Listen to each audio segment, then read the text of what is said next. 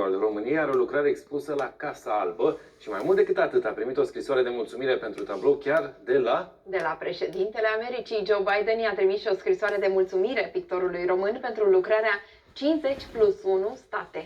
Deși Elian Băcile se pregătește acum pentru o expoziție la Roma, pentru Cartea Recordurilor, artistul ne-a deschis ușa atelierului și ne-a primit la povești.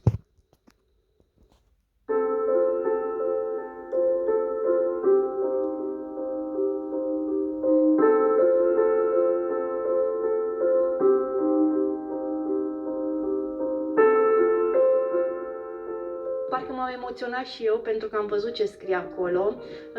Cum e pentru tine? Pentru mine este într-adevăr ca și cum ai merge în Himalaya, să spun, ca și cum atinge Everestul.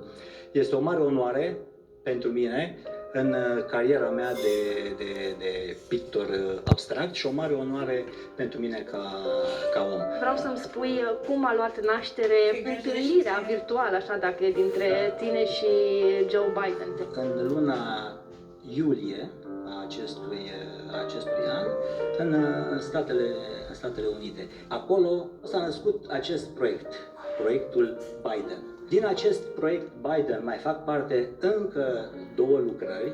Una este la un mare colecționar de artă din Florida, iar cealaltă este în Michigan. 50+1 state.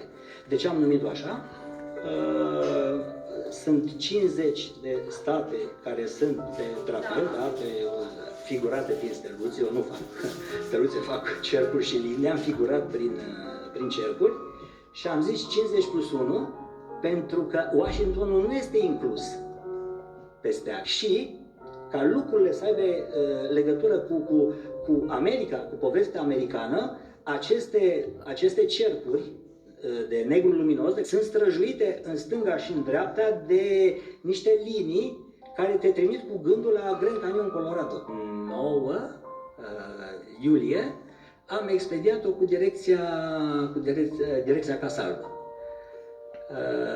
A ajuns și răspunsul a venit de la mine la 2 luni. Răspunsul a venit din partea cui? Direct?